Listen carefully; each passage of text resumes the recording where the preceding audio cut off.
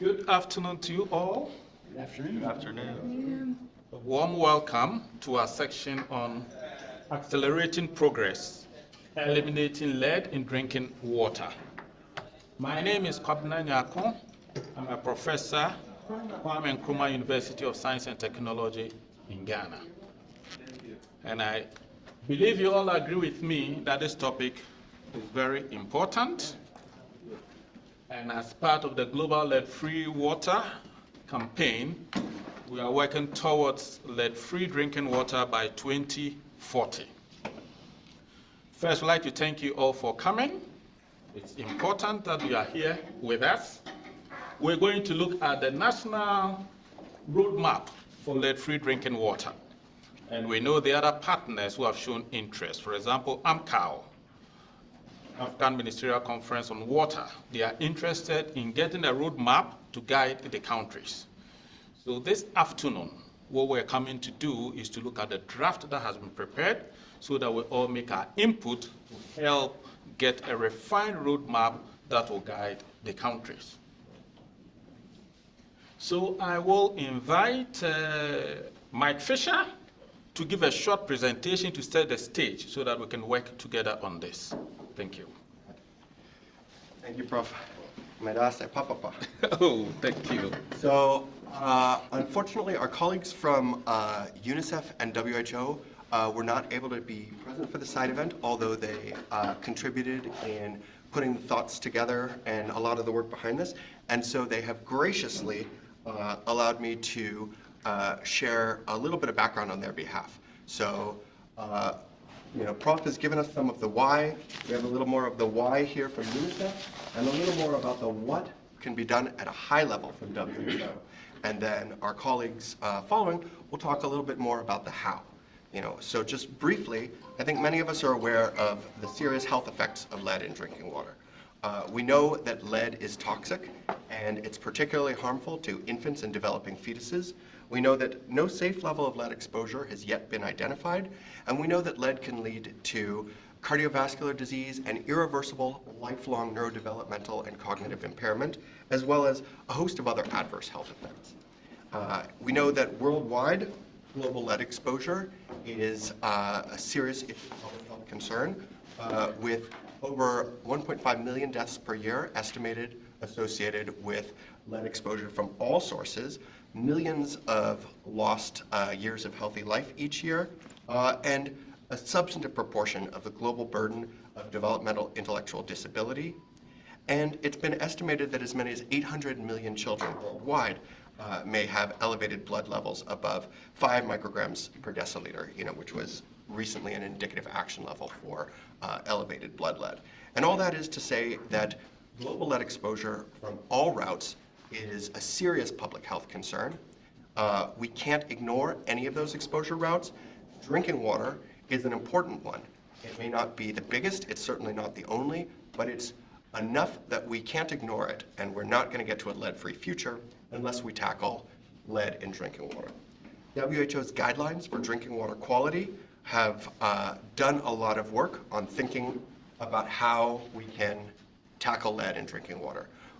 Rather than set a health-based guideline for lead, because again, we haven't identified a safe level, they've set a useful threshold of 10 micrograms per liter to guide monitoring, management, and progress, recognizing that lower is always better. And so again, there's a lot in the guidelines around the importance of including lead in national drinking water quality regulations, giving an indicative guideline value of 10 micrograms per liter. That's a decent starting place if we're looking to figure out where to set thresholds, and giving steps on proactive management of lead in drinking water, including the use of lead-free materials in water system construction, and managing water corrosivity with monitoring and other steps to prevent lead leaching, particularly where there may be legacy infrastructure that contains lead, as well as guidance on monitoring and surveillance. In 2022, WHO put forward additional, more granular, practical guidance on managing lead in drinking water, with an emphasis on primary prevention wherever feasible, followed by mitigation and remediation, on a progressive basis as feasible, and typically using a risk-based prioritization approach. And this technical guide is available for download. It's incredibly instructive on what we can do to tackle the challenge of lead in drinking water. But there's still more work to be done on the how we can take the excellent guidance from WHO and others around what steps and actions are particularly impactful here, and synthesize these into something that can be really tractable, that governments, implementers, and other actors can sink their teeth into, and that can ideally integrate input from a whole bunch of different sectors. And so there's been a lot of folks worldwide who've been thinking about this for quite some time, and two of the very brightest and most collegial of those folks are right here to talk a little bit about some progress to date. So I'd like to welcome up Jenny Redmond from RTI and Sid Roy from Rutgers to talk a little bit about progress to date on lead in drinking water.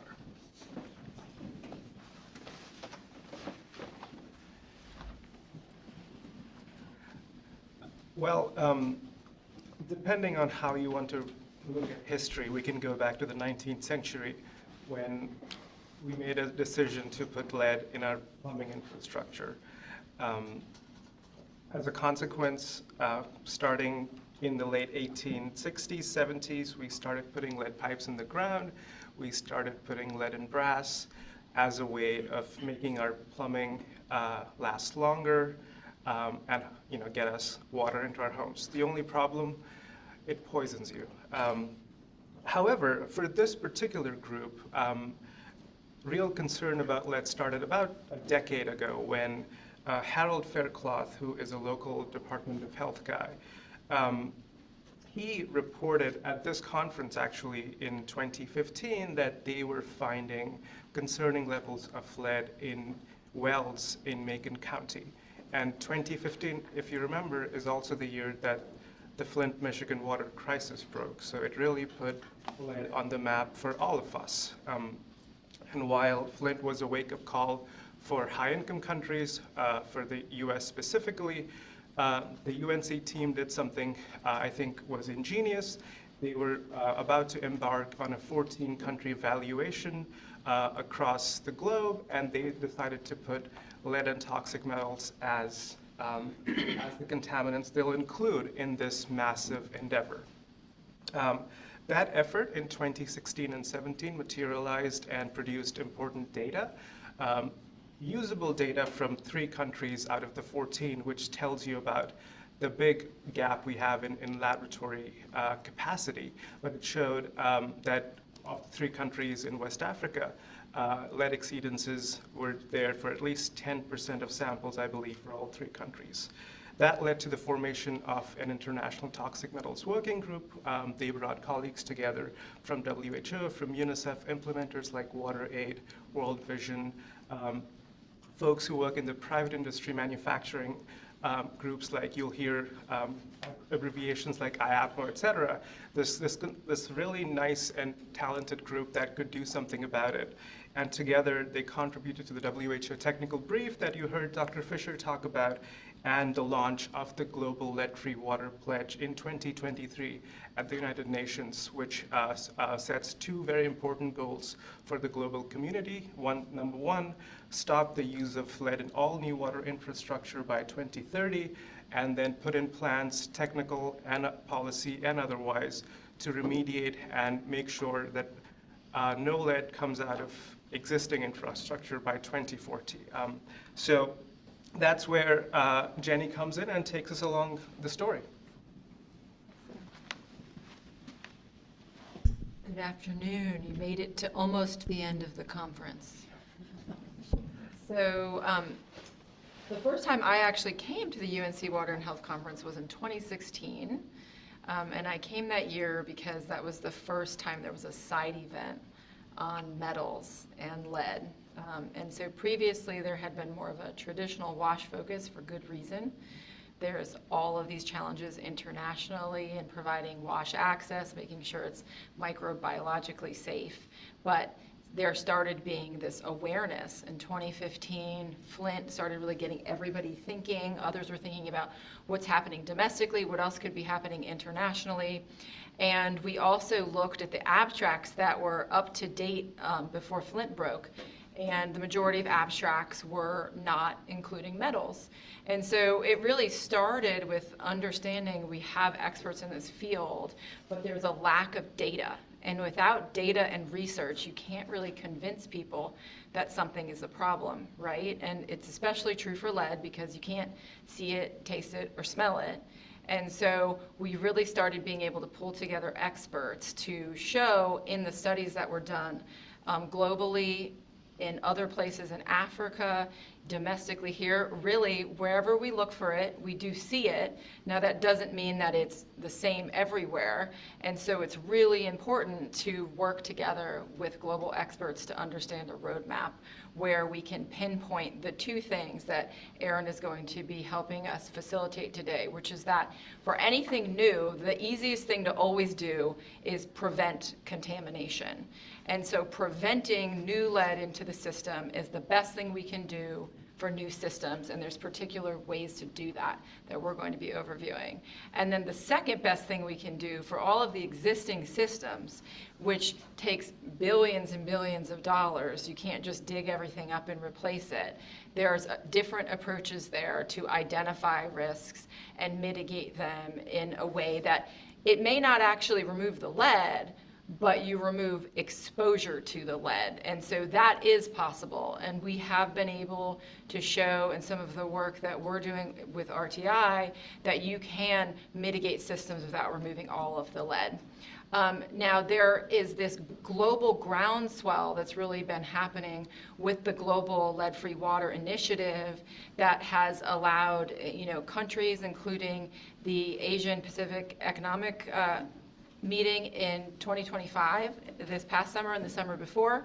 Our partners, IAPMO, aren't able to be here, I don't think, either this afternoon, but they led that effort with Asian countries, and they're the International Plumbing Association.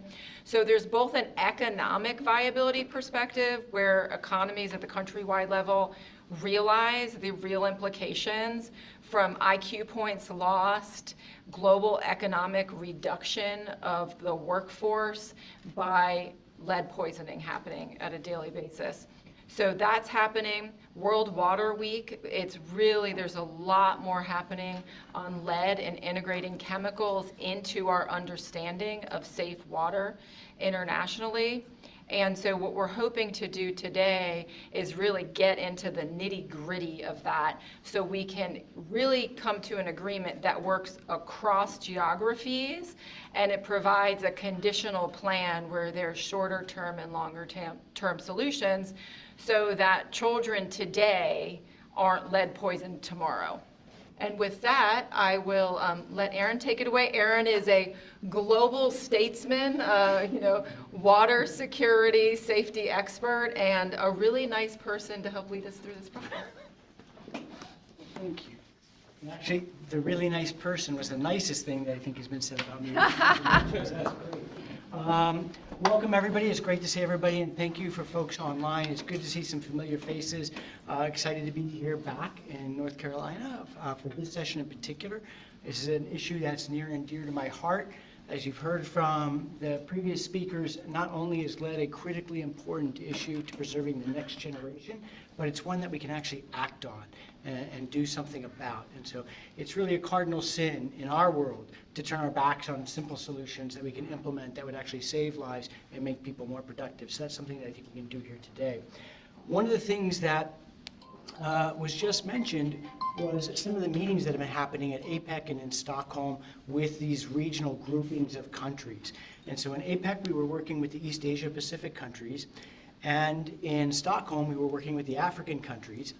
And in both cases, what they asked us for is, can you give us a roadmap? As a government, can you give us some sort of roadmap that allows us to think through how we can go from where we are today to where we need to be to eliminate lead in drinking water? And that was a really interesting question that was posed to us, and we thought about it, and we said, okay, well, we can try and take a shot at this. And so that's what we've done, is we've built a roadmap. but we don't know if we've got the right roadmap and if we're on the right road.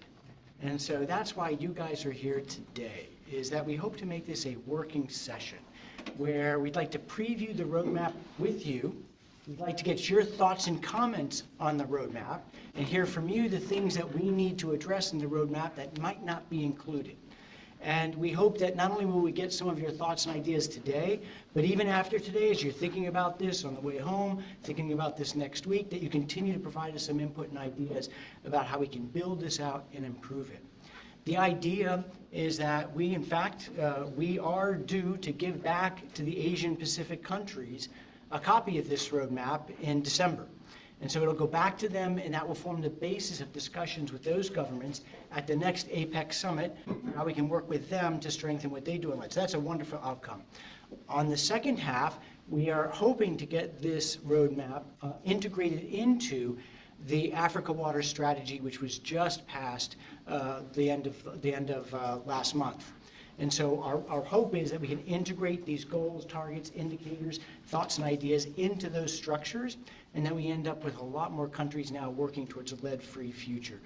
We were also really excited to hear yesterday that India was very interested in working with us on this as well, and so we're hoping now to bring this now into Central Asia and South Asia. So we're really excited about some of these things. Okay, so what is it we're trying to do? Excuse me. All right, so our goals for today are really to solicit your feedback on our roadmap, and we'll go into this in a little bit more detail in a second. The way this is going to work is that, we were thinking about bringing into individual working groups, but I think we're almost small enough. It's really up to you guys. We can try and do this collectively, if that works. But what that means is because we're collective, people can hide. And that's not going to work. And so when we ask for your feedback, we want you to think about it, read about it. There will be Post-its distributed, so we want you to write your thoughts and ideas down. We want you to raise any questions or comments with us as we're talking it through. But be engaging. If you're not engaging, we'll break up into working groups, and then we'll force people to ask you specifically about what do you think and how do we move this forward. So we'll go through this section by section, and I'll introduce you to the roadmap in a second. And then what we'll do is I'll introduce each section. I'll give you a quick overview. We'll introduce each section, and then we'll come back and talk about each section one by one. We will take any thoughts that you have. At the beginning, you might have some very broad general ideas about the overall structure. You might not like something. We'd love to hear that. You might have better thoughts on that at the end, and we'd certainly welcome that. Specific ideas, recommendations on the individual sections, absolutely. Anything you think we've got wrong, absolutely let us know. So anything that you can think of, don't hesitate to write it down. If you think, but the idea is that this is a conversation, so I'll be up here, we have other facilitators around the room. You can raise your hand and say, well, what about this? Have you thought about this? And we can talk about that as well to make sure that we fully understand the idea that you're talking about. We want to make sure we get all of that. Okay. The way you provide comments, again, you can discuss it with us. I'll be your facilitator then. If we don't break into groups, that'll be me. And so if you have a thought on something you're seeing, you can raise your hand, and I'll just call on you, and we can talk about it. Write it down on the Post-its, and we'll go around and collect those after we go through each section, and so that we can collect your ideas if you're a little bit shy and you don't want to talk about it publicly. You can also make it directly in the document itself. So if you go, and I actually don't recommend it yet, we'll come back to this, but if you go to this QR code, you will enter into a document that you can actually provide comments and edits on. And so you can take this slide deck, will be available. You can take this with you, take it home, and if you see something next week that you want to comment on, you can enter into our document and provide comments directly there through that link. It's a little bit complicated and messy. So when you go in, you'll notice that there's a place where you have to submit your comments, and it'll ask you to create a password. You can just go down there and click on that, and it will automatically open up the comment box, and you'll have the opportunity to either edit or to pin a comment, whichever way. So you can go ahead and do it that way. But what I recommend for today, and I'm trying to find, let me go back here really quickly. This is going to be ugly, I think. Can I do this? Does that take me back here? If you go to this QR code right now, this will give you a PDF version of the document that's easier to navigate than that other slide. And so what I suggest is that all of you pull this down now so that you've got the document in front of you. Again, I'll go through the key sections, but at least this way you'll have the document and you'll have a sense of what the full document will look like, right? We're not going to talk about all the preambulatory material in the document and some of the other stuff, but we'll work our way through it. So let me pause for just a second, make sure everything's good. I got thumbs up. Good, okay. All right, so now I'll go back to document. So does all that work for you guys thus far? Good. Thank you for nodding, I appreciate that. Okay, so the roadmap is broken up into really 3 sections. The first one relates to planning. How do you make sure you've got the process down and right? You know what you want to do and how you're going to do it. The second is about actually implementing that plan, taking action to either remediate lead or to build your stakeholder processes. And then the last is about something we're all very familiar with, that's the monitoring, evaluating, and learning, making sure that we're talking to our stakeholders, letting them know what's going on, and being very transparent. Lead is one of those very challenging issues to communicate in public and to local communities. So it's critically important that you think about communications when you're working on the ground with lead.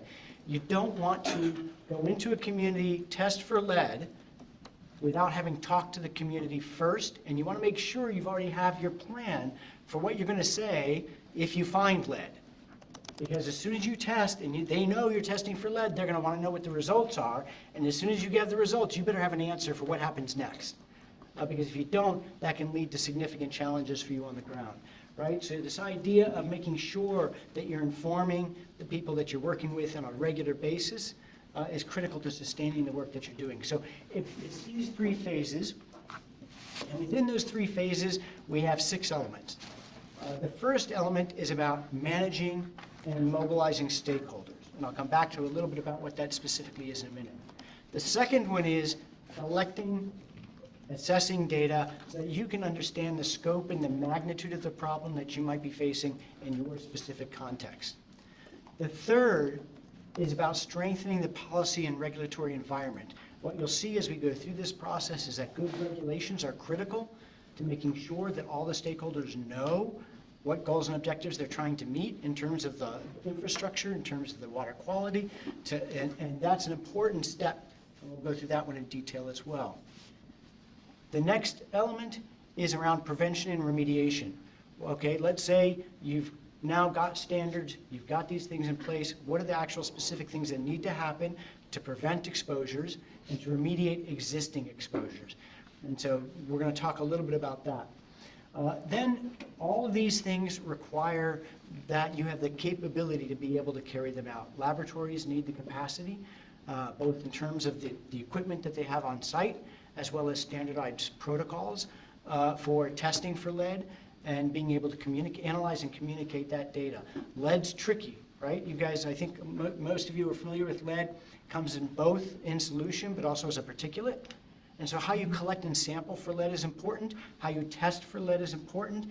Lead even sticks to the sides of collection jars. And so if you're not careful in how you do your collection work, then Mike will tell me if I get any of this wrong. How you do this collection work is critically important to making sure you get proper results to communicate. We'll talk a little bit about that. And then finally, communicate and review. So those are the different elements we're going to go through. We're not going to spend the same amount of time on each one of these elements.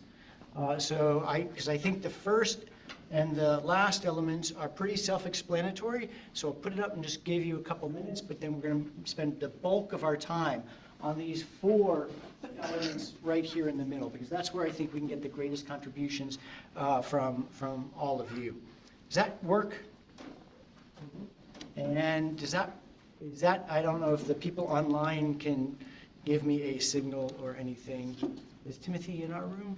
No, but I checked in with Oh, there he is. Right there. Okay, so is there a thumbs up or something folks online can hear? And Yeah, I think so. okay. There's, just so that folks are aware, there's mics all around the room, so Yep. we don't need to share a mic around. So if you want to have people listen to you or don't, just cover that mic right now. Yeah, good luck. Good luck. But yeah, so for folks online, we also have a facilitator online, and we have people queued in there too. So you can ask questions in the chat. You can make comments in the chat there, and you can also post whatever comments and ideas that you have as well online. So we're hoping to get everything that you guys have as well. Okay, so are we good? Should we, Aaron, do you want us to raise hands if people want to chat with a facilitator? Yes. Or hand stuff? Yeah, absolutely. So some of you may not want to ask a public question, but you may want to talk about your comments separately. So for the folks who are in, there's a group of us who are in on this process. Mike, raise your hand. Timothy, raised your hand. Yeah, raise your hand if you're facilitating. Sid, Jenny, anybody else? Okay, so these are our facilitators, so to speak. So you're welcome to also engage them directly. But again, I'll be up here and we'll talk about these things, and you guys are welcome to opine on them publicly. In fact, we'd be happy to hear it. But we may call on any of these folks because they know a lot more about this than I do. So I think if you click on the screen with the mouse, then the clicker will work again. if I click on the screen with, The mouse, then I think the clicker will know you're talking to it. I can use this, I think. I use the mouse down here, so I'll just be careful. I'm actually very proud I discovered something new in PowerPoint. I don't know if you guys, do any of you guys know about the Zoom feature in PowerPoint? Nobody wants to hear about Oh this. my God. I know, I just, yeah, for me, it's an innovation. But anyway, so I've got hidden commands buried within the slide that if I go and click on hidden commands, it actually pulls up material and you get back to it. I know, isn't that great? All right, so let's get started.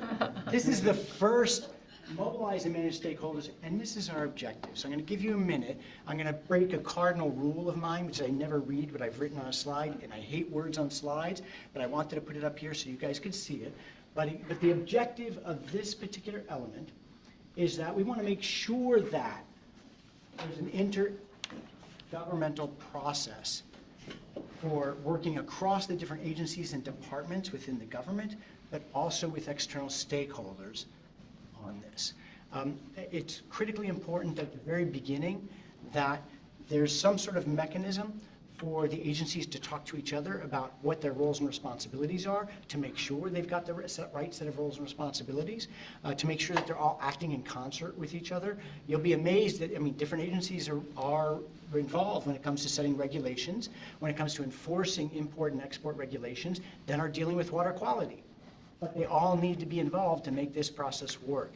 And so there's a broad interagency process that needs to be run. And of course, you've got, in many of these countries, you've got a lot of development partners, external actors that you're going to want to engage as well to be part of this process. Universities who can help provide technical capacity, intellectual support for what you're doing. So you want to make sure that you have that broad platform in place as early as possible to begin to think through how you want to both investigate and tackle this problem.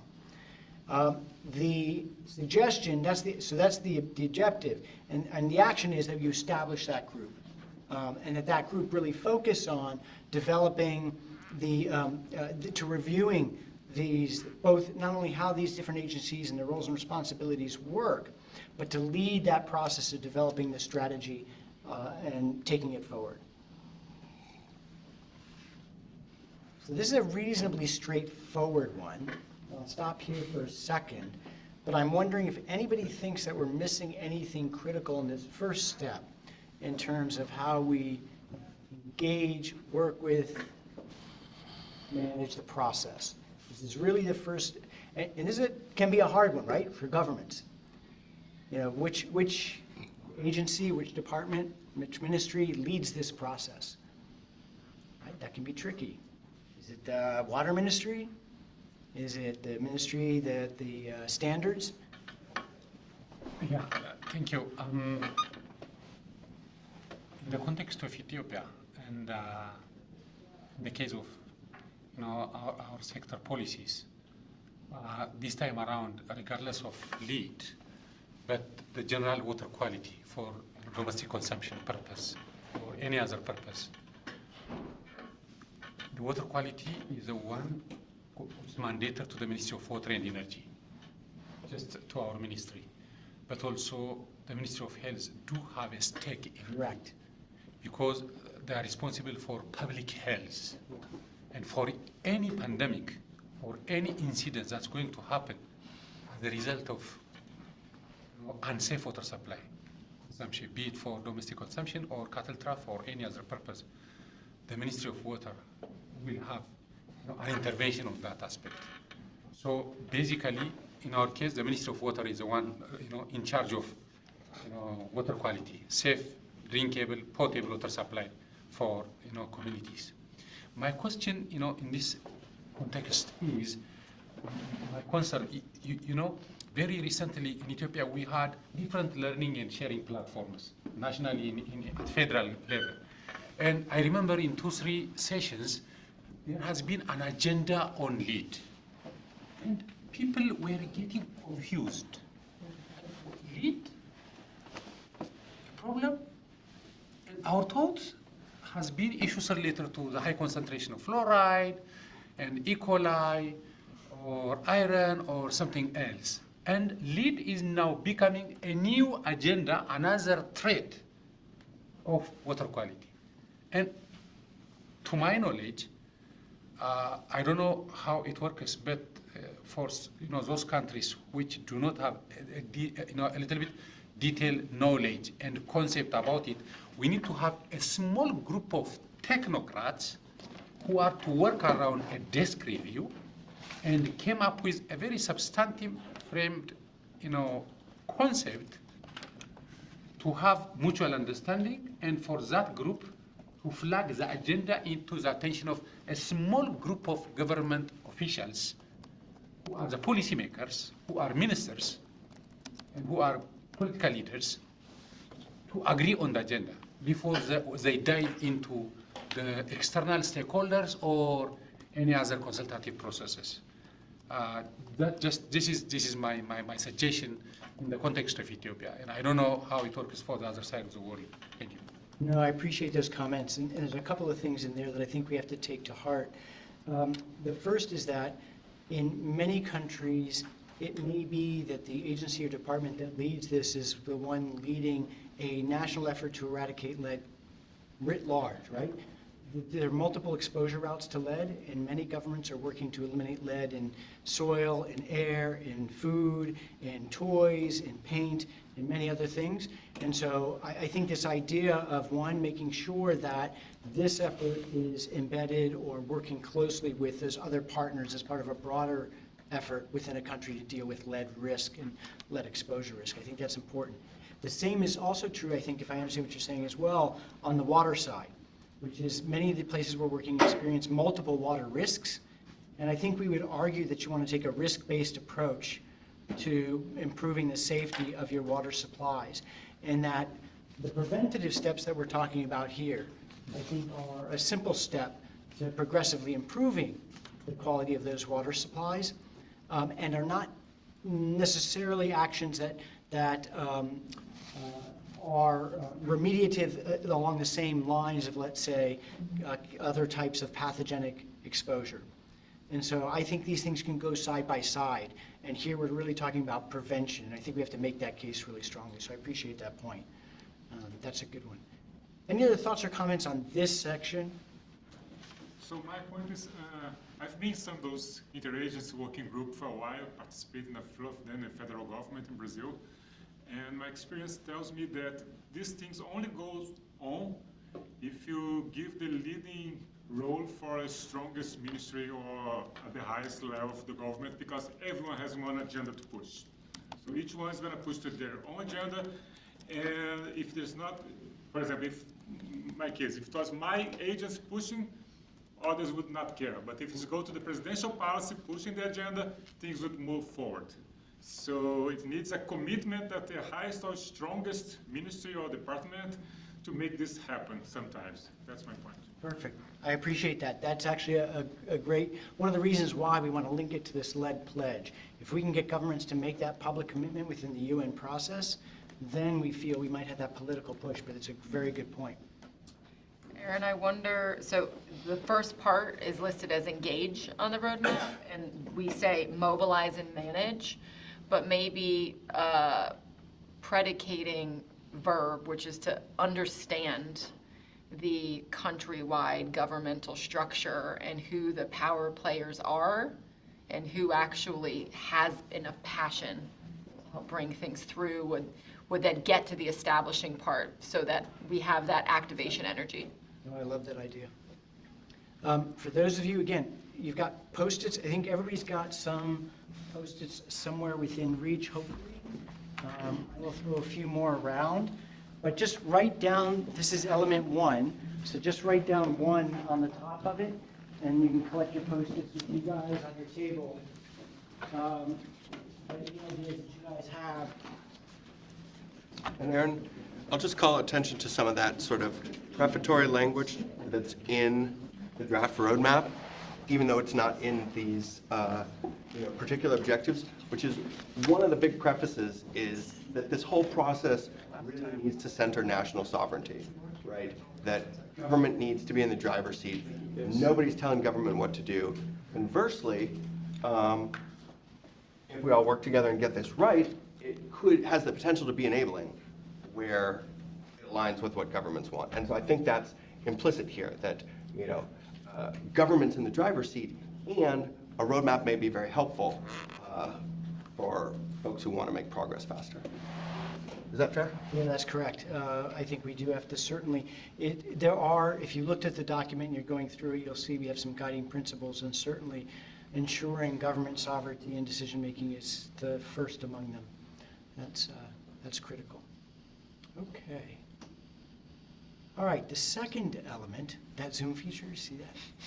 Very proud of it, gonna have to go back to it. All right, the second idea, or the second element here, is about, again, collecting and analyzing data. We really need to understand the scope and magnitude of the problem within countries. So that's the key objective. The other is also, again, to review these different agencies and what their mandates are and what the current regulatory environment is. So it's really to understand both the regulatory environment as well as conditions on the ground. And there's several actions that we have that are associated with this particular element. One is collecting evidence. And so if testing is necessary, go out and do some of the testing. Understand whether or not there is lead in the drinking water, whether or not there is lead in parts and components that are being used in the construction of drinking water systems. Understand where those parts and components are coming from so that you know where you can intervene. And so collecting that baseline evidence is critically important. Understanding the stakeholders, meaning that we know who's manufacturing parts, who's using parts, who's distributing parts, who applies and enforces regulations, where does that enforcement actually happen, who are the laboratories that do testing, how often does that testing happen. All those things need to be in place. Conducting a policy review, do we have the right policies in place? Do we have the right standards and regulations? Again, not every place on the planet is capable of implementing the same standards that we have here in the United States. We would argue that you want to work towards a progressive ladder of standards and regulations that gets you into a better and better place as time goes on and as your capacity improves. But you need to do a review of what you currently have to see what you can do to do that. This is the second element around collecting and assessing data and information. Any thoughts or comments on this one?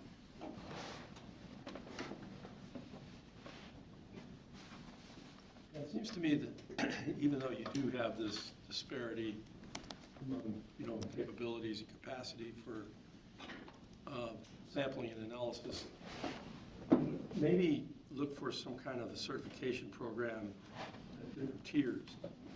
Maybe something that's more general sample collection and analysis, all the way up to maybe a very advanced, complex ability. So you might have A through D or E or something. And so even though they don't have the same capability or capacity, you know what the data mean.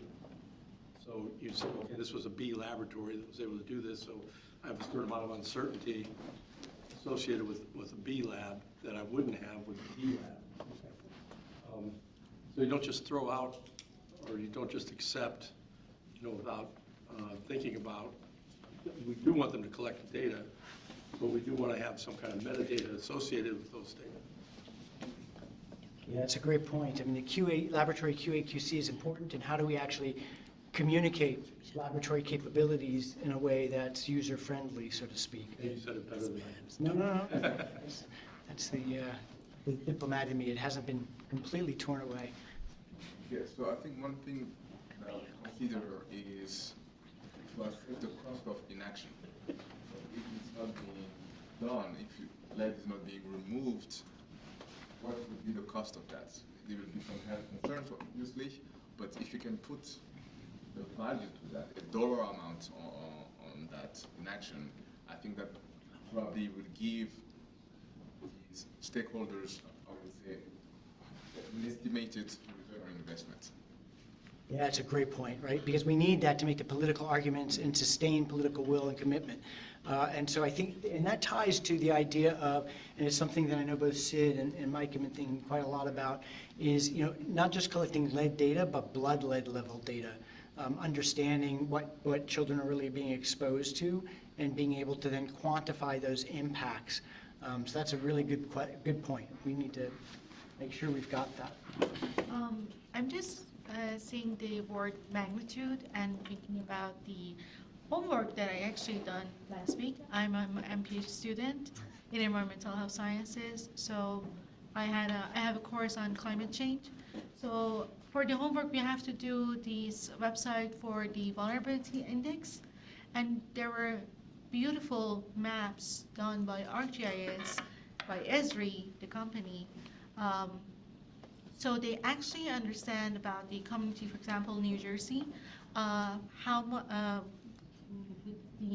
with the ArcGIS, they understand, for example, for PM 2.5 or for any indexes that they had in their mind to examine the vulnerability index, you can actually click on the map by zip code, and you can see the map, the different percentages for population.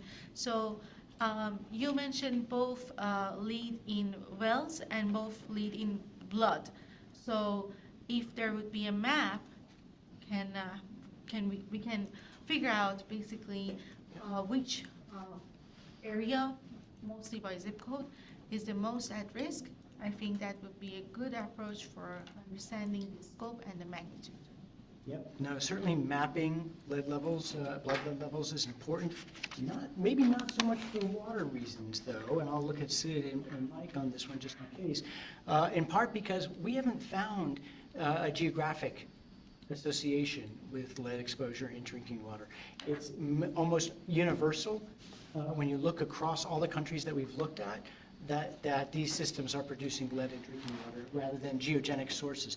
That said, we do know that around waste dumps, things like that, you'll see that. We'll also see pluses around cosmetic use and things like that. Mike wrote in a purple pen on a purple pad. I can't quite see it. Sorry, go ahead. Yeah, I think this is very important to my knowledge. And just as a practitioner within the water ministry, with regard to issues like having the laboratory, it's something that it's a matter of accommodating the laboratory with the existing laboratories. And we are not going to have a new investment for constructing big laboratories. We have water laboratories, but a matter of having lead to be included in our water laboratory exercises.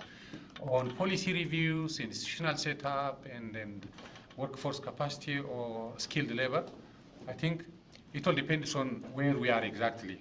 As we had, the bilateral discussion yesterday with my minister, we are currently conducting a national water policy review after 25 years of service.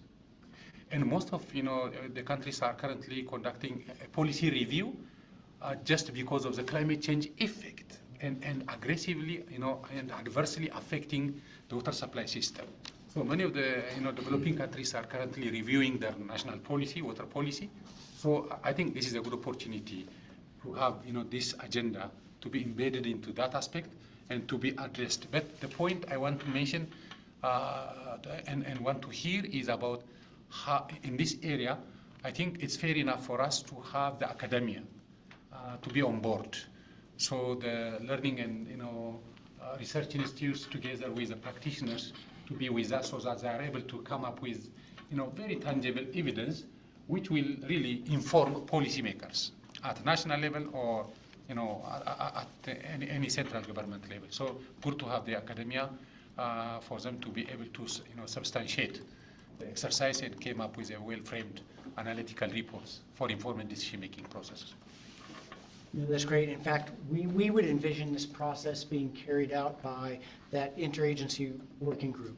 And so we expect academia and other partners to be critically involved in that process. And I certainly hear you on the laboratory. This is going to be a key issue, right? Identifying laboratories that can do this. Part of, I think, our argument for thinking about these types of investments is this type of equipment and being able to do this type of analysis is going to be increasingly important as we start looking at other heavy metal contaminants and other contaminants like plastics and PFAS and things like that. And so these technologies are going to be increasingly important for all of these countries to manage their water supplies. So it's a really good point. Any other thoughts and comments? Again, write the number 2 on your Post-it and write the idea down and put it next to your table. We'll come back to them. Please. Her point was a good one, even though random geographically as maybe error is. But she does bring up a point that we need to do something about on the institutional side. Intellectual property, being able to crowdsource, for example, the data. Maybe have an open source requirement for anybody who participates in this so that we don't run into having the data but not being able to use it. We have that in the state of North Carolina right now for all of our lead testing, and we have mapping. We actually do see, like, the rural areas of the state, it associates with infrastructure, but we see higher levels of lead in more rural areas comparative to, like, the town of Cary that has been, built since there's been more stringent regulations, so. Yeah, right. I think there's a precedent for that. There's certain source data, but then there's also exposure profiles like cosmetics you mentioned and so forth. That we basically have you have consumer products have a different lead profile than drinking water out of a well, for example. Yeah, I think that's a great idea, and it's one I'm not sure, I think we may have missed. We'll have to come back and look at this idea of making sure the availability of that data. But, I also love the idea of crowdsourcing, especially as you develop other technologies that might allow for identification of hotspots on site. Mike and others have been working on the lead strips. And so if you can start using lead strips. You mentioned ESRI, so it worries me that we could have all these layers and not be able to use them because somebody doesn't have access to that software. That's a great point. Well, that's a concern. I wonder for those from other countries, the concern that your household value or your community would go down because of lead levels being shown on an online mapper. Yeah, there's all sorts of, and again, this is why we argue that first step of having this group in place to discuss this is critically important and that you're engaging communities in advance, right? Again, if you don't want to go out and measure lead in a place that when you haven't yet talked to the community that you're going out and measuring lead. Yeah. Because the risks that might bring to them, both in terms of better understanding their own health risks, but what it might mean to property values and other things, really, really impactful. Well, and I think there's a point about data ownership within the country, right? In terms of if you've got a central government water ministry, if you've got a utility entity, and then if you've got other development partners, if each of them are monitoring lead but not making the data freely available to the central government, does that constrain the ability of the working group to make progress on the problem? And what sort of data ownership agreements are most conducive to a national roadmap? I agree with that. I also think that lead is so tricky that I don't think I would let anyone post lead data. You'd really want to make sure that the government has an opportunity to do proper quality control on any data that gets posted and is representative of their services or the things that they're delivering. And so, again, this is, in my view, this is as much a diplomatic exercise as a technical exercise. It's a tough one. Just from like a sample collection perspective, I think a lot about, you mentioned earlier, particulate lead can sometimes be hard to capture if the sample aren't the best. So I think just having detailed language with the best possible, most up-to-date science can make a really big difference. Because sometimes you have a case where there's no lead in one sample and thousands can be in the next sample if the procedure wasn't quite up to par.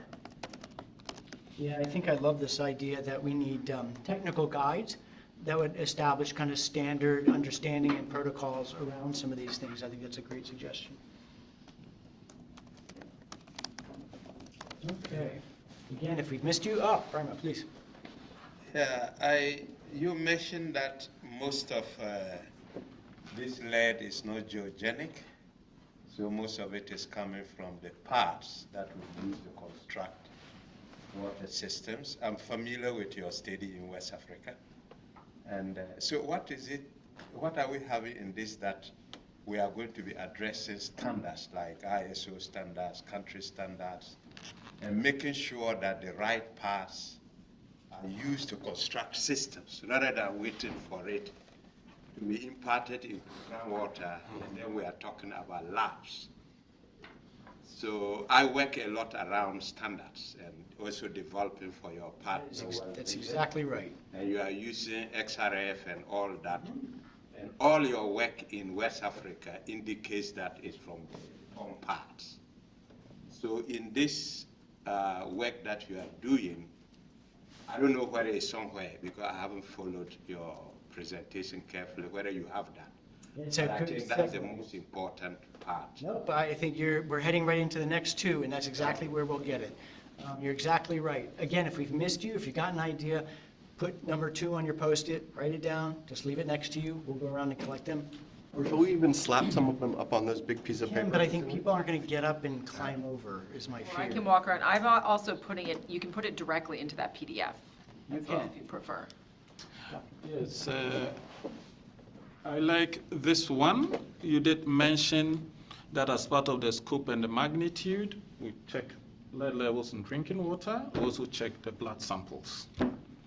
I'm looking at a situation where lead levels in drinking water may not be high, but we find it in the blood levels, which means it's coming from somewhere else. There should be a note to give guidance and direction in such situations. That's my point. Perfect. Thank you. That's a great suggestion. Really, that's exactly what I wanted to ask Prof. to throw light on, being a professor from Ghana. So I was going to, trust me, I was going to ask you to let us know whether, it looks like now we are talking about parts in drinking water production. But I am of the feeling, I'm not a scientist, I'm of the feeling that in Ghana we may have situations where our river bodies will be polluted by illegal mining activities. So what do you know about it? So is in Ghana situation, is it not bigger than just the parts? From the drinking water, it's mainly from the parts. It is from the parts, yes. But illegal mining can also lead to elevated levels of heavy metals. Yes. And other areas like the fitting shops, etc., there will be lead exposure from other sources. So, but that's not explored yet, right? There's some information on that.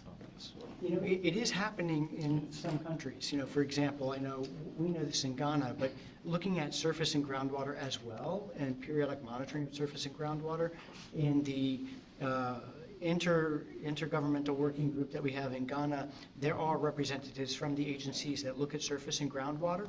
And as part of this process, we expect to see some regular monitoring of those as well, given that they're input to some of the sources that we're talking about. And I'll let you identify some of those other exogenous sources. It's a very fair point. And I think it's fair to, oh, please. Yeah, so those working groups, also being a Ghanaian, and it's not just about lead, but it's about mercury and other, metals. So did you now want the working group to just be working on lead alone? So we have a secret plan, which I guess won't be secret anymore. But the secret plan is that if we start this process on lead, we can then easily expand it to the other metals. And so that's exactly what we're after at the end of the day. But lead, because of the impact of lead and the presence of lead, it's an easier one to start with to get that political will behind. Yeah, so there's a cumulative exposure framework for lead where the Partnership for Lead-Free Future is focused on lead-based paint and these other things, and water is part of it. Now we're focused more on the water, but integrating it into all exposure. And then there's all of the exposure of all of the chemicals, all of the metals. That's important too. Yeah, and I think the challenge would be like lead, you do total lead and it tells you everything. Right. You start looking at other metals, you want to look at speciation. You know, tin, for example, not very few forms are toxic, but the ones that are toxic. Well, but I think some of the things that, Mike, correct me if I'm wrong, uranium and what else? Well, that's the talk right after this. Yeah. So, Okay, you know. so go to the talk after this one, and you'll hear about some of the other metals that we're finding that need to be addressed. But the nice thing about lead is because in many cases, it does seem that we put it there in the first place, primary prevention can make lead relatively low-hanging fruit as compared to geogenic contaminants that I like to say, God put them there and we can still do prevention to manage exposure, but you know, there's not a simple regulatory or standards change that we can make to dramatically reduce the use of lead-containing parts in new systems, and that may make it an attractive entry point for a broader framework around toxic metals in water. But the point's really well taken. Okay, since Mike then mentioned the magic words of standards and regulatories, we'll go on to the third one.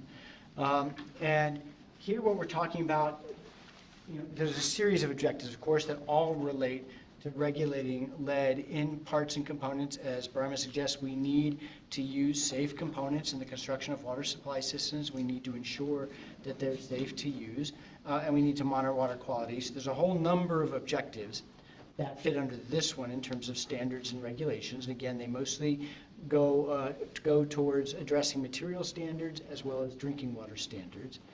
And so there are a number of activities that we suggest to get there. And this includes identifying the specific product categories that we're talking about. What are the components that are important here? Reviewing the existing standards, identifying what international standards might be applicable to this setting. Then through that interagency process, adapting those standards for your local conditions. And that interagency process will have to be broad enough to include perhaps local businesses, right? Because if you have local manufacturers of parts and components, if you have regional trade of parts and components, all that is going to be part of this conversation about what happens when you set a standard at a certain level. Do you still have access to the parts? Are you limiting your exports? Are you restricting your imports? Yeah, these are all things that are going to require other folks than we normally do. And then eventually you want to adopt those new standards and regulations. So I'll pause here if folks have thoughts on this regulatory side of this. And again, I think we would argue that it would be, you'd want to think about progressive regulation in ways that make sense for the local context. It may be difficult for many countries right now to measure lead in water down to the levels that we're talking about. It's much easier to use an X-ray fluorescence to identify whether or not you've got lead in parts and components. And so your first standard may be a materials standard based on parts and components, and that you'll progressively work towards those water standards. And so that's something to think about as you develop this. And so there's a lot that goes into here, but pause briefly. This, of course, will be the hardest part of the process for most governments. Perhaps you could adopt some of the Superfund mentality on this, where you do what you just said, but also tie that into cleanup standards. And in the case of Superfund, you have removal and you have remediation standards. And so, maybe the best you can do is removal. And that standards, in the case of Superfund, is usually 2 orders of magnitude dirtier than cleanup standards for remediation. So again, it would be an engineering type standard that draws from your water qualities and material standards. Yeah, I think that's going to be very important on the remediation side, and that's a great point. Any other thoughts or comments on standards and regulations? Yeah, please. Now we are, diving into the details. So I was thinking, in Ethiopia, just for you to have the bigger picture of the ground level context in many of the developing countries. We call it, of course, warada. Warada means county. And we have the Kabali level. Above the village level, we have Kabali level structures. And each of the waradas or counties do have hundreds of water schemes in one warada. And Ethiopia do have more than 1,000 waradas. And the total number of schemes are hundreds of thousands. And I was thinking that this lead, assessment is to be conducted for all water supply schemes, so long as they are health hazards. So I'm looking into, as a government staff, the affordability of this conducting this laboratory, and by when we should do it. Of course, my friend over there has already mentioned, to inform government officials the cost of overlooking the lead problem in the water supply system. And equally important is, just as a government, is just for us to get conscious and alert enough about the affordability of these issues, given that we totally agree with, not to overlook lead, but still the challenge is, how fast and by when we will be able to do this nationally at scale.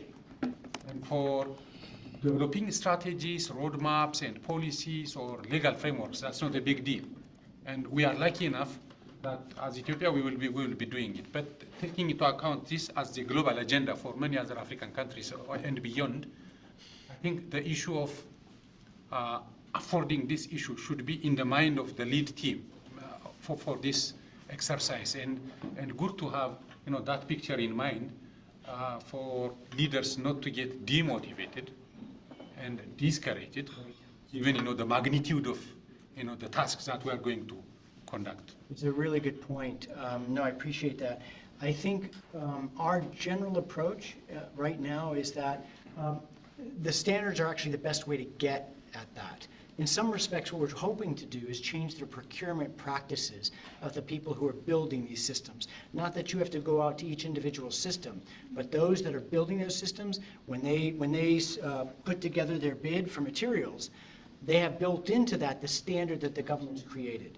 And so there's an obligation on the supplier to meet that standard, which hopefully means those thousands and thousands of systems that are out there that you aren't even going to get to or see have at least something to work with that will enable them to ensure the safety of the parts and components that they're using. So I think that's why this step is so important. But I completely agree with you, and how you develop and socialize those standards in a way that these individual implementing entities on the ground and systems managers on the ground can make work is going to be one of the biggest challenges that we face. Sorry, Brian. The point that you just made is very important about standards of materials.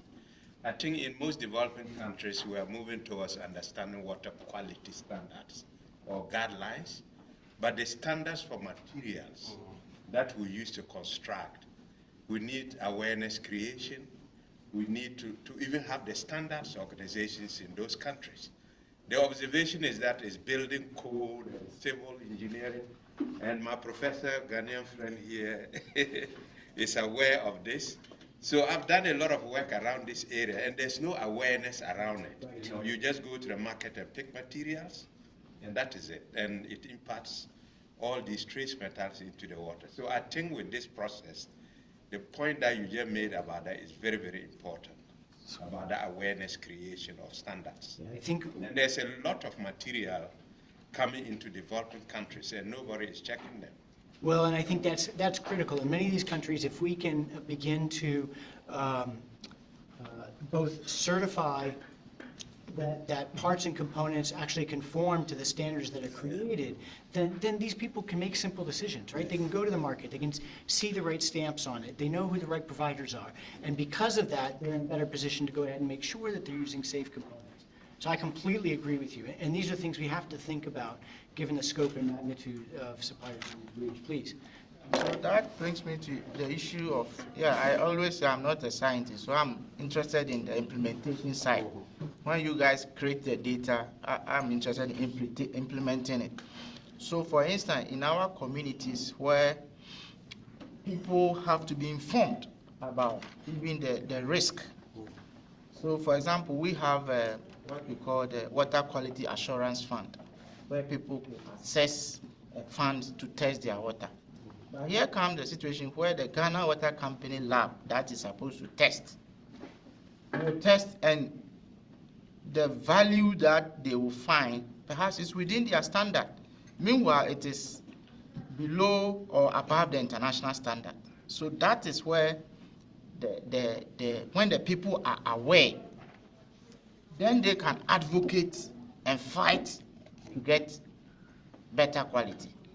Otherwise, then we still have a long way to go, especially because we don't have the right standard, even with the water company. Yeah, no, this is look, a key challenge with lead in particular is the wide variability in the stochasticity of lead measurements, right? That if you go back to the same site multiple times, you'll get different measurements at, how you do it. And so interpreting that's critically important. And how we work with governments to communicate this data and make sure the communities have the right data to act on is a key part of this. And that's part of the communication element here that I think we have. But we definitely want to reinforce that I think it's important in this process that the government has an agreed upon way of analyzing this data and communicating this data and getting it back out to the communities. Any other comments or questions on the third element? Just one clarification. When you say building, you're also including like retrofitting too, right? Correct. In fact, that gets us to, that's exactly right. It gets us to the fourth element, which is around prevention and remediation, right? Because when you do that initial testing and you start evaluating that initial scope, you're going to find both systems that are within compliance, but you're also going to discover systems with high exceedances that you're going to want to act on immediately. And so we definitely want to do two things here. One, we want to certainly take action to prevent the use of leaded parts and components, right? Rima has said this multiple times. We completely agree. Getting rid of unsafe parts and components in the supply chain is critical. That's step one. Step two is, as it feasible, if we measure high-level exceedances, we want to address those high-level exceedances. We want to reduce and prevent those sources of contamination. And there's a number of steps that we can do to do that. Again, establishing standards, making sure they're adopted and that we've got the right mechanisms to ensure conformity and compliance to these standards. So we want to monitor the supply chains and make sure the manufacturers are providing us with pumps, pipes, and components that are safe. And make sure that if we have systems that have exceedances, that we apply some sort of temporary measure, right? And so we will make recommendations around things like flushing, not a big fan of it, filtration, other things you might do and to reduce high-level exposures in places where you have detected them. And I'm going to pause here to see if folks have any thoughts or comments specifically around this idea of prevention and remediation.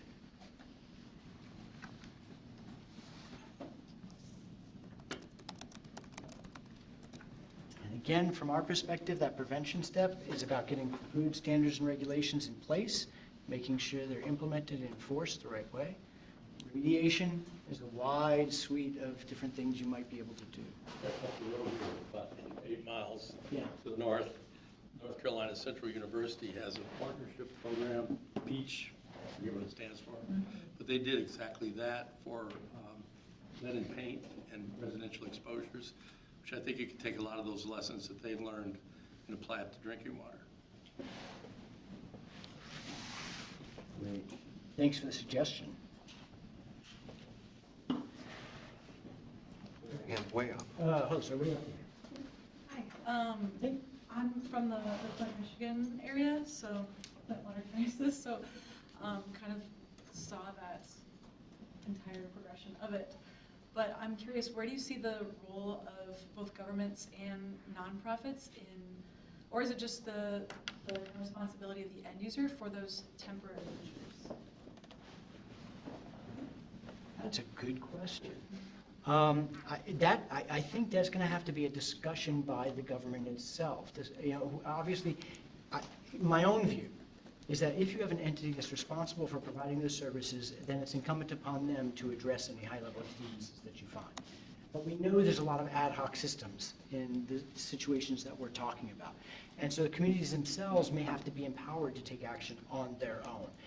And I do think that's going to have to be a component of this. I think there has to be both guidelines, but also best practices that can be disseminated to communities on how they can address these. And I think that has to be, those guidelines and ideas have to be done before you start that testing. So that once you do that testing, if they do find an exceedance, if it is incumbent upon the community to deal with it, they have the tools and ability to address it. Otherwise, you're asking for, you got a big problem, right? Because you don't want people giving up on water sources. It's a really good question, and one we'll have to make sure we can cover here. Oh, thank you.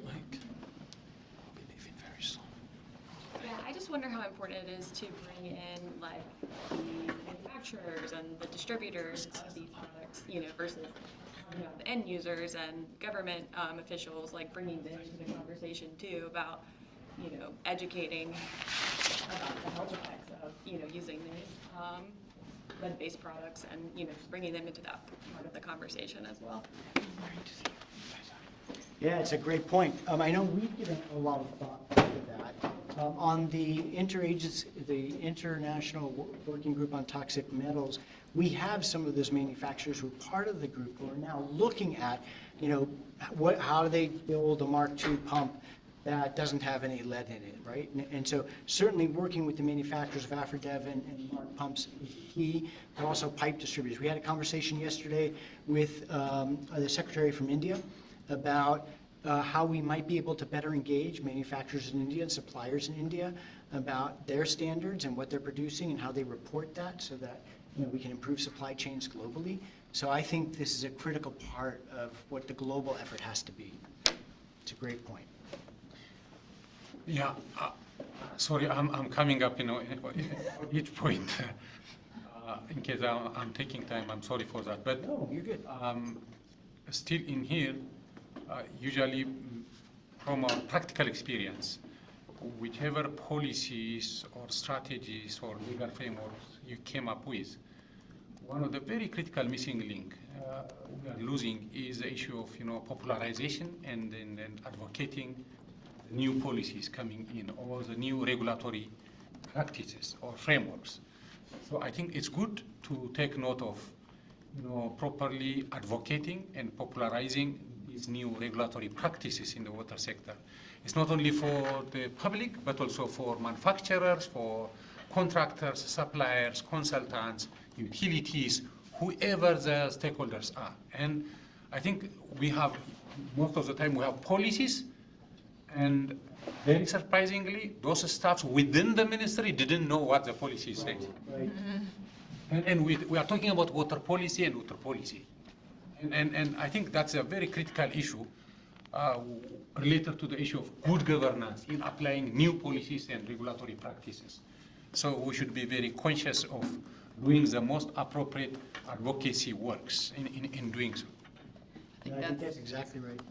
Super good point. And I feel like that also relates to individual users, right? So I think, Michael, you had the really good example of people thinking a shiny leaded hand pump was better than aluminum. Was that you? Well, I think a lot of people like the look of brass taps. Yeah. And so, if you have an alternative, that's stainless or plastic that's lead-free, people are like, brass one looks really nice. Yeah, totally. Yeah. And then we've had, people that are purchasing fixtures online.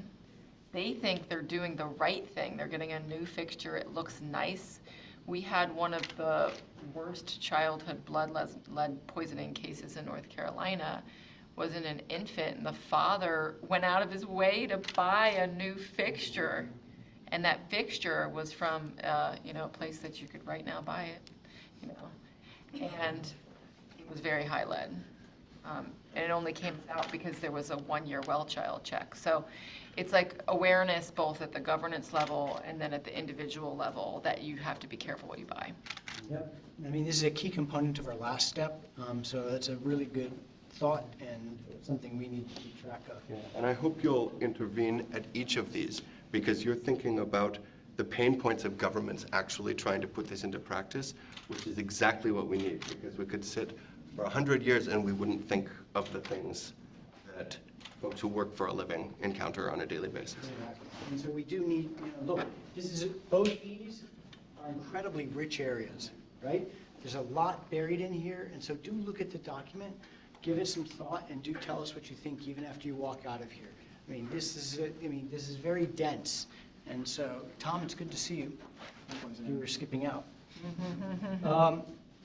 The fifth element here is around capacity building, and I think we all know why we're doing this, right? We just want to make sure that all of our partners on the ground have the skills and capability and equipment to be able to carry out the things that we're talking about. There are a number of actions that are buried in this.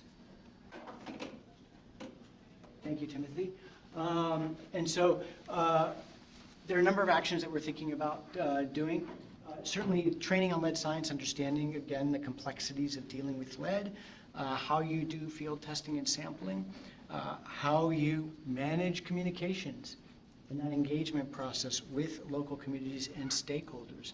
How do you help promote and make sure that we have standard SOPs, that your lab in one province or one county is doing the same thing as your lab in a different state, province, or county, right? We want to make sure they're all working the same way so that you can compare data across the country. You want to make sure that there's routine monitoring happening. And then you want to begin to think about what are the right investments in infrastructure that are going to be necessary to make sure that you can do the monitoring at the levels that are required and that you can implement the standards. So those are some of the actions that we're thinking about for this capacity building section. Again, it's a really dense area, and we would definitely welcome a careful read and thoughts and ideas.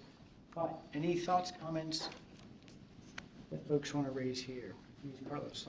Maybe also the order of this training on lead science can also start in the interagency group, because most of the folks that go there, they don't have any idea of the subjects that are being discussed. They're just sent by their own agency. Look, you're going to be my representative in this discussion, and they have no idea what they're discussing. I love that idea of a lead 101 conversation with the IWIC once it's developed. Where does the course module development is going to follow? Before we dive into directly the training, there has to be very customized and localized course modules to be developed, either in the roadmap or here in the first bullet. I think having those standardized course modules or training manuals, guidelines, should need to be properly documented. I think that's a great suggestion. Doctor, one question. Please. So I'm thinking about that, where does the prevention coming, if we are thinking it as a map, as a road, I want to know in all of this discussion, where is the prevention stance? Is it from, like, we don't want to see any more lead in the blood or drinking water? We know there is, we want to prevent of the effect of that. So I'm thinking about the status of the prevention, because I think prevention is like a big word. Cannot say we want to prevent that. So when we know where and when we want to prevent that, we can understand. Now we want to talk to government. Now we want to talk to communities. Now we want to talk to the industries who build and work with those facilities that have lead on that. I'm going to oversimplify this, but Sid and Mike will correct me if I've got it wrong. But the way we currently understand this is that we buy parts, taps, and components that are assembled into pumps that go into the ground that provide water to people who drink, and that the lead is introduced here. So when they buy and source these parts, so I think the preventative measure that we're proposing here is that we stop this, and that we prevent the use, the purchase, and then building of pipes, parts, and components that contain lead and materials. That's the preventative part of this. From the very beginning. From the very beginning. Yeah. Because I think that our view is that that's a lot easier to do, preventing the use of unsafe components, than to try to fix it once this is in the ground. Because once you have to dig this out, or once you have to treat the water, then you're talking about very expensive processes. And there will be cases where we have to do that to remediate existing, but right now, today, we can all make sure that this is happening. And that first step today can make a huge step in preventing what we'll deal with tomorrow. I think it's going to happen even during the project development and design phase. We are going to take into account of this lead concern when we are bringing up, project ideas in our mind, and when we are, designing projects. So in doing the design, we need to take into account of the materials that we are going to deploy into the project implementation, including constructions, civil work, electromechanical, everything. So it is related to the, Customs Commission, Ministry of Finance to regulate, the importation of this issue and that issue. So I think it's going to be a very high level, policy agendas. So before we come into on the ground level exercise, I think this is an issue that, in terms of prevention, we are going to stop it from the very beginning, and during even project negotiations, when we are dealing with suppliers or contractors or donors, bilaterals, multilaterals. So the way the project is going to framed will be based on the taking into account of these issues of technology choices. Yeah, I think that's exactly right. And I think that's exactly where we have to intervene, is when those decisions are being made, that those people, the experts sitting at the table, have the standards or something they can look at to say, this is how we're going to procure, this is what we're going to buy, this is what we're going to hold them accountable to. I think that's exactly right. Sorry, please. Yeah. So what my friend has said recently, just now, like, starting it at the project design level. So as you know, in India, we have reached to 81% coverage through our rural water supply, and it's very new, right? So it's not very soon we are going to see any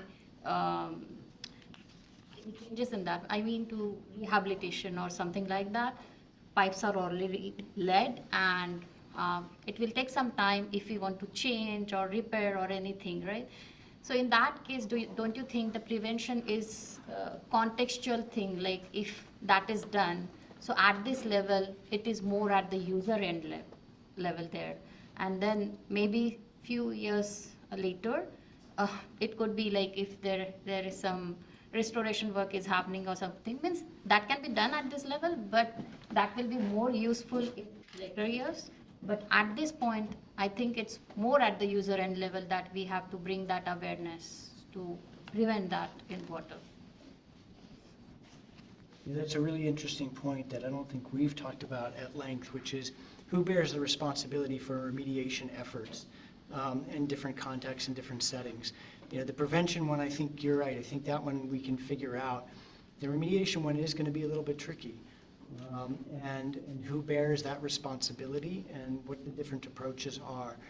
I think there are good approaches that are out there, but the implementation is not straightforward. But yeah, I think there's also conversations to be had around corrosion control, where if you have pipes in the ground, in many contexts, corrosion control may prevent exposure to lead from those systems, and it may be helpful for government to standardize how that's done, rather than to have each scheme and each community or Gram Panchayat sort of doing it differently. So there may be some linkages between what can be identified and standardized at government level and how different schemes and operators can respond to prevent exposure.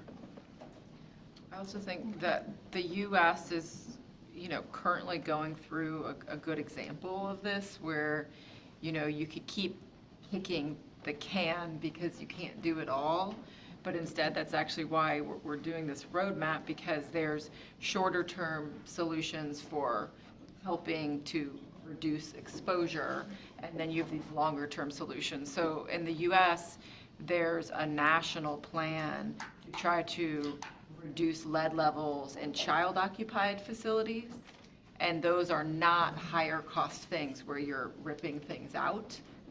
but it's just helping kids not have that exposure. And then there's tangentially this plan and all of this funding to try to identify and remove lead service lines and lead-containing infrastructure products. And so I think your feedback on, like, in India, what would that look like? How would that feed into what needs to be done for training so it's successful would be helpful. Really helpful. Please. Looking at your diagram here, and I think most of the time it's right, but there are times where the water itself does contain lead, for example, leachate, downstream from a leachate from a landfill, for example. So even though you bought the right materials, you're still going to have lead in your in the base water. So, and I know that's rare, if you look at total population, but when it's there, it's there. No, it needs to be acknowledged, and there needs to be an off-ramp for that in this. There's no question about it. But I do think that does kind of fall under prevention. Yeah. If you could, if Yeah, you're absolutely. aware, we talked about awareness earlier, if you're aware of it, there are things you can do to prevent that. Yeah, You that's put great. barriers and things like that in, so that the Great water comment. doesn't, the groundwater flow doesn't make it to your water. I also wanted to add that when we're thinking about the modules for educating the public, then we should also think about providing the alternatives, alternative materials to be part of the education, especially for the non-scientists, so that they get to know what are the alternatives in terms of materials for plumbing and especially for the household. I know for the government, before they do such a program, they will have the experts to do the design, but for the average housekeeper who wants to fix the pipes in his or her house, he will just need to know the alternatives that are available. That would be good to go. Just I want to second, what my friend is, stating. Just a good example for this is, look, now the high concentration of fluoride in the, water supply systems is an issue. WHO has its own standard of 1.5 milligram per liter. And then in many of the practices, truly speaking, we should be honest. In some places, when the fluoride concentration is a little greater than 1.5 milligram per liter, still we admit it, people to drink it. And now, again, with this need. That's correct. Exactly. So we need to have, alternative solutions while we are, That's correct. these issues. And it also has to be done in light of the other contaminants in that water system. So I think you're exactly right, and we probably have to give a greater discussion to that. It's a really good point. Okay. I think we've talked about the communications part all through it, so I think we can move on from that. Can I have a say on that? Please, yes. Communication and review. I am, just thinking about really during my stay in UNC this week, I have enjoyed a lot of learning outcomes, including the GMP estimate reports, and I think I attended nearly 3 sessions. And how does this lead is going to be harmonized or integrated with GMP estimate review report and GLASS report? I mean, we are going to have global consultations of the UN Water Conference next year. COP is approaching faster, and many platforms, regional and global platforms happening. So how are the reviews are going to look like? Because it has to be further pushed into the global agenda, and it's not a matter of agenda for technocrats to deal with, but it has to be further pulled up. It's a key issue that we're talking about within the Toxic Metals Working Group is how do we integrate in some of these indicators and data around toxic metals and drinking water into the JMP. And so it's a great point, and we'll be talking a lot more about that in the future. It's a great observation. All right, I know we're short on time. I want to thank everybody for thoughts and ideas. We'll go around and talk to off your desk really quickly, so you can just leave them there if you'd like. Again, we have a QR code. 2 things. One, if you don't know about the Global Lead Free Water Partnership, that's the place to go if you want to find some other resources, information, both background information on this, but any of the products that we develop will likely be posted on that website. And you can also continue to make comments on our draft roadmap here. We may be reaching back to some of you. to get your thoughts and ideas, because it was a wonderful input that we got from all of you. So thank you, all of you, for participating. Really appreciate it. Thanks for staying with us. Thank you. And thanks for online.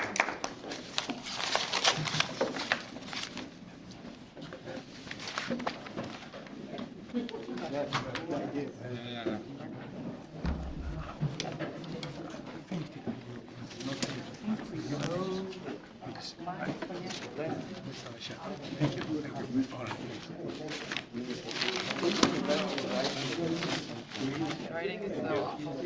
Just keep it all. Thank you. Very good partnership with. That's not a question that necessarily has answers to everything. His handwriting's better than mine. Well, I think that I can't do this. Handwriting will be through here.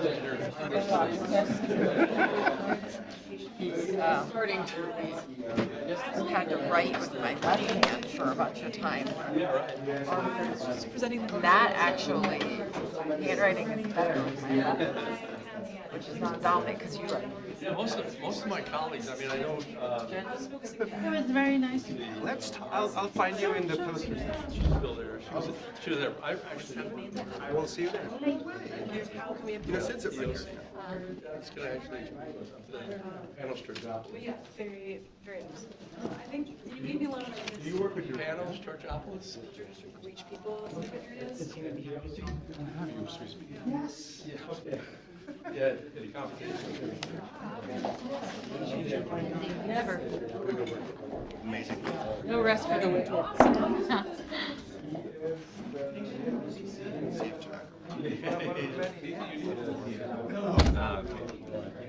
You've got verbal. It was good. I was with Steve.